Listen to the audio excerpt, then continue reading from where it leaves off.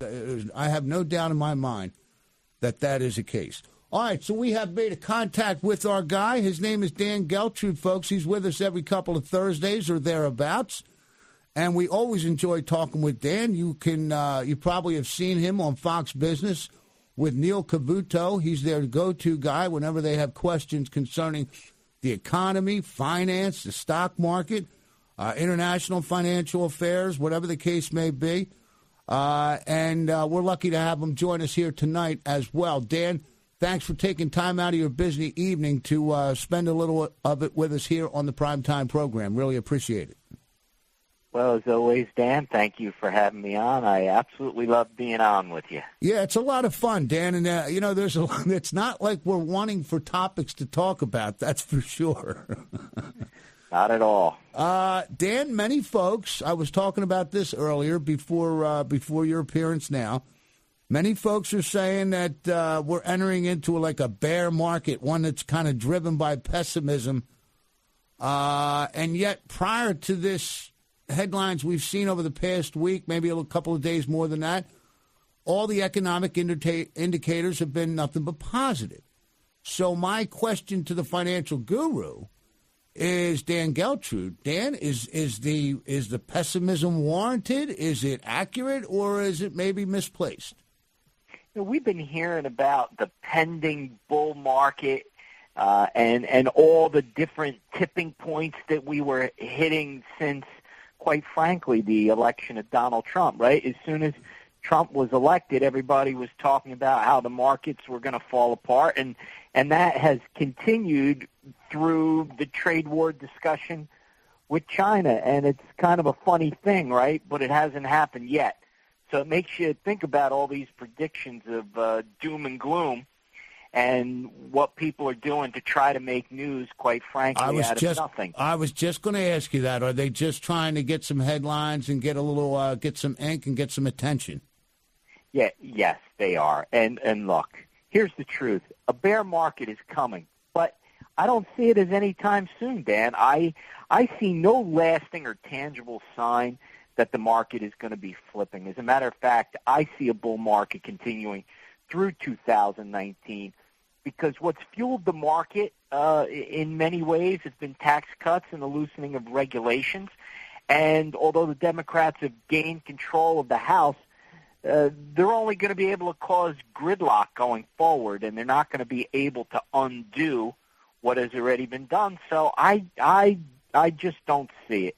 I just think that through 2019, we're going to have a continued bull market. That's how I see this lining up, Dan. Well, that's good news to a lot of folks certainly listening to this program. Now, a lot of things obviously go into that.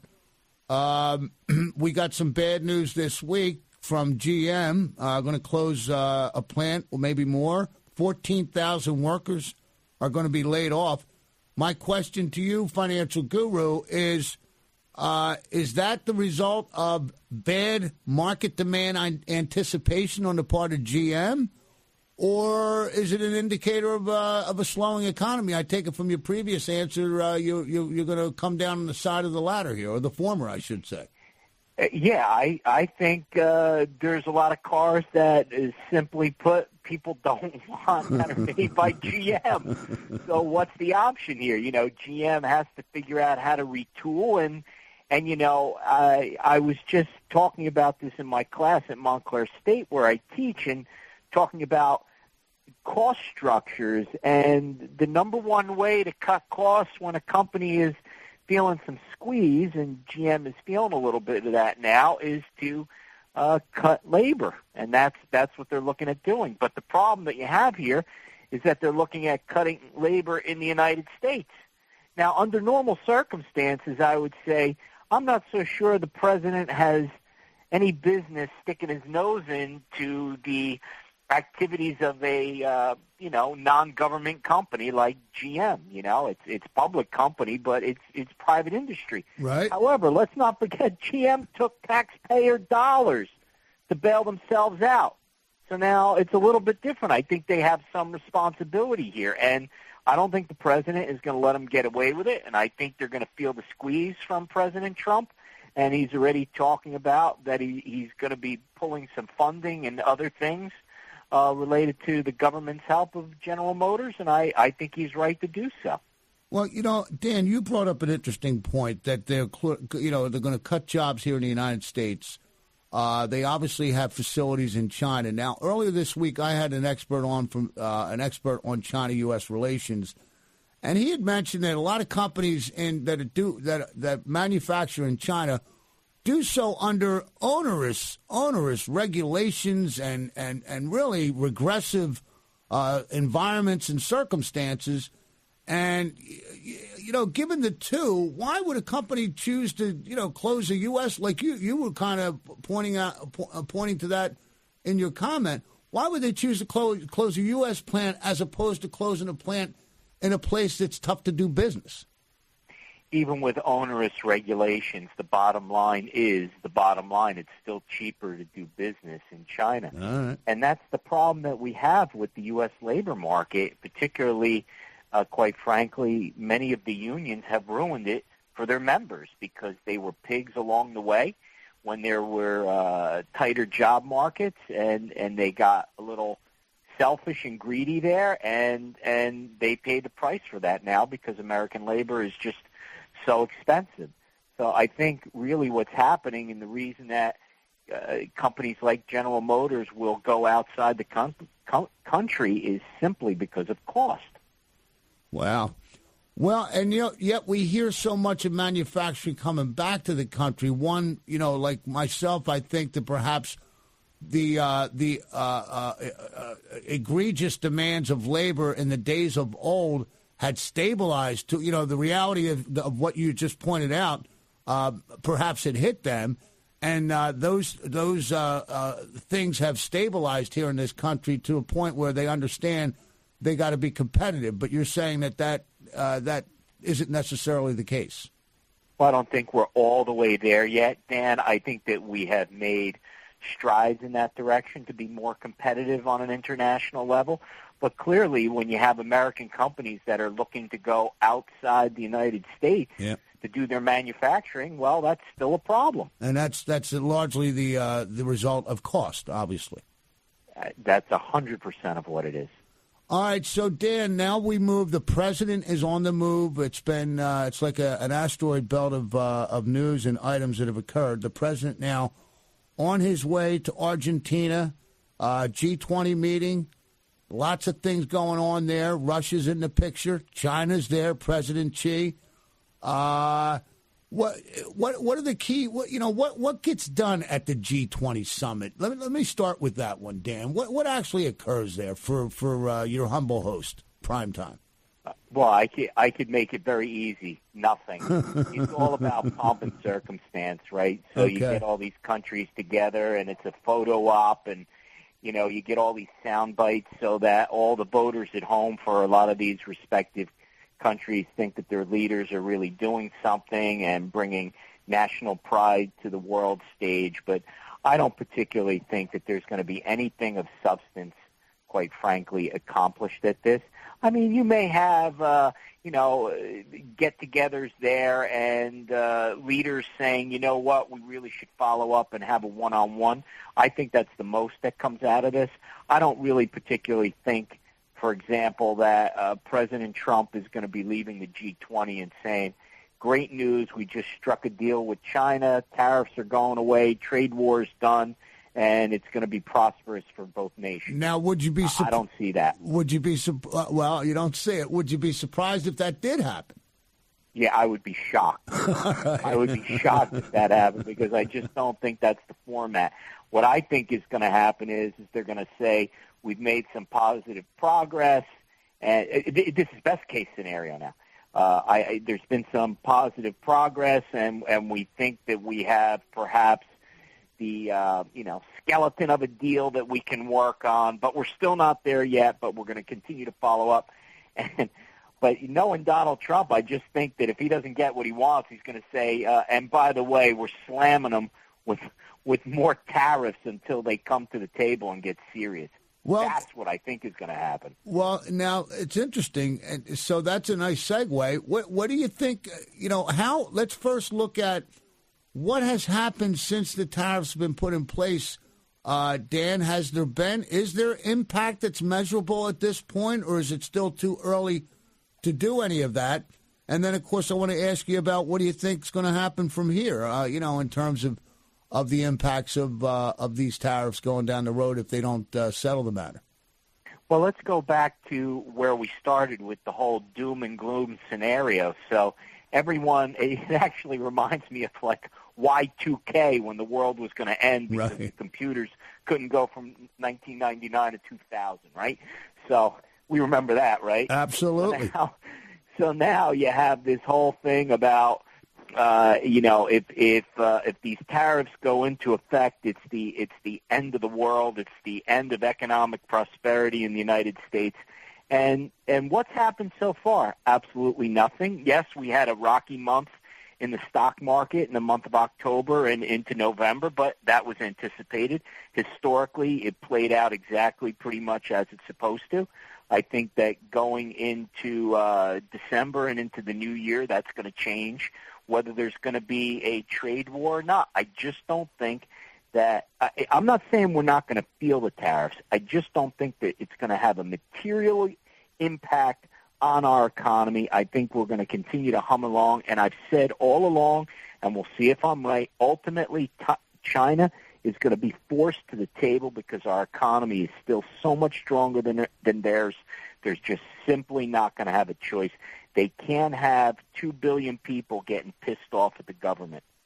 Bottom line. Yeah, that's the one thing that they have been doing their best to avoid since, I guess, going back to the early days of Mao. So your expectation is that at some point China will come to the whether Trump comes out of the G20 with an announcement or not. Your expectation is at some point down the road China is going to come to the table and this will be resolved. Yes, I just don't know how long that's going to take. It really depends on where China's economy goes. And if China's economy struggles, Dan, they're going to come to the table sooner rather than later. But look, the snare in this whole thing is China's theft of intellectual property. Right. I'm telling you, we could overcome this whole issue of tariffs. What we can't seem to get past is bringing what I'll call China's lawlessness behavior under control. Yeah, well, there's no. What are we going to do? Bring them to international court? Well, that's the thing, Dan. There's no mechanism for which to address that. Really, I don't even know if the international court covers copyright or intellectual property. But not that I know that much about the international court. But it just doesn't seem like there's any world mechanism in place that's going to be able to stop that other than China putting a stop to it on their own, which obviously doesn't look like it's going to happen. The only way it happens is, from what I could see, is exactly what Donald Trump is doing. He's squeezing them economically, and it's just a matter of when they cry uncle. And, it could very well last through the 2020 election. They may say, listen, we could hold out. Donald Trump may not be reelected, and we may have a softer president in the next go-round. It may go that long, but I'll tell you this. If we don't have a deal with them by 2020, I don't think China's economy will be strong enough to go out for another 4 years of Donald Trump squeezing them economically. I just don't see it, Dan. Well, and at some point, though, aren't they going to get tired of paying the tariffs? Aren't they going to say to themselves, look, you know what, the table has been tilted in our favor for a long time. Maybe if we come to the table and offer, a more equitable deal. I mean, it seems to me they're getting hit pretty hard. And by the way, just as a follow-up, does the U.S. get that extra money that's coming from tariffs? Does that go to the U.S. coffers, or does that? How does that? It does. That's why Donald Trump was saying, "Listen, I don't mind the deal we have right now. We're making quite a bit of money off of China. All right. So we could live this way, and as a matter of fact, we'll put more tariffs on it, make it even more profitable for us." Well, listen. Dan, these stories are not going away anytime soon. There's no question about it, any of these items. But and we're certainly going to talk again in a couple of weeks. But just as a preliminary shot here, what is your short term? Because we only have a couple of minutes. What's your short term forecast for the Christmas season? Perhaps maybe and the economy, perhaps over the Christmas season and into early January, accounting for the fact, obviously, that a lot of there's obviously a lot of moving parts to that question. Well, in the very short term, Dan, I think things are looking pretty good. I think it's for retail, things are looking up. Black Friday, record numbers. Small Business Saturday, record numbers. Cyber Monday, record numbers. So, listen, right now, the American economy is still firing on all cylinders.